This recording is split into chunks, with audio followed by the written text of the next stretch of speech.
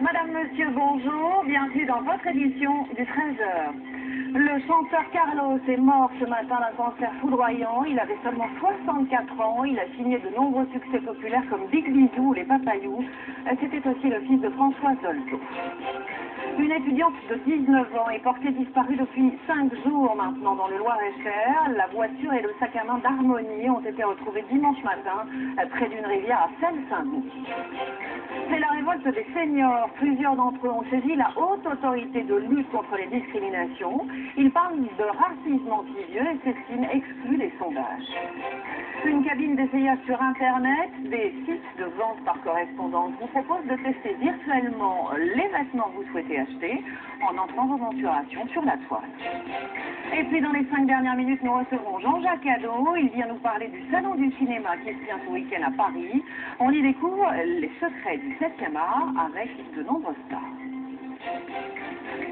On l'a appris il y a moins d'une heure, le chanteur Carlos est donc mort d'un cancer foudroyant. Il a appris qu'il était malade il y a seulement 2 mois, il avait 64 ans. C'était vraiment ce qu'on appelle un chanteur populaire que l'on a tous entendu. C'était aussi un être généreux et très drôle. Il a longtemps participé aux grosses têtes. Olivier Lenouza revient sur sa carrière. Le cinéma, une barbe, de la rondeur, le goût de la fantaisie et des airs populaires.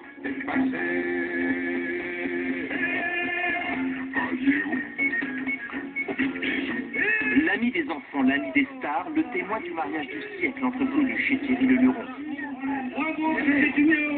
Le fils de la psychanalyste Françoise Dolto est né à Paris en 1943.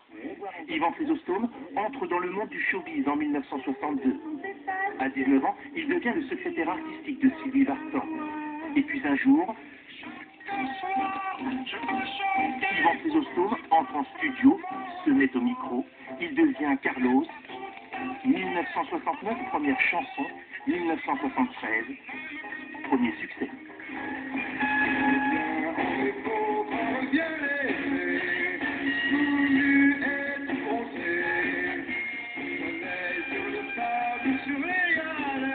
Il enchaîne alors les tubes. Je préfère manger à la cantine avec les copains et les cantines.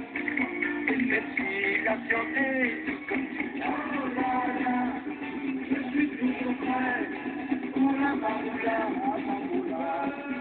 Grand copain de Johnny Hallyday, Eddie Barclay, protégé de Joe Dassin, Carlos est l'invité idéal des shows télé.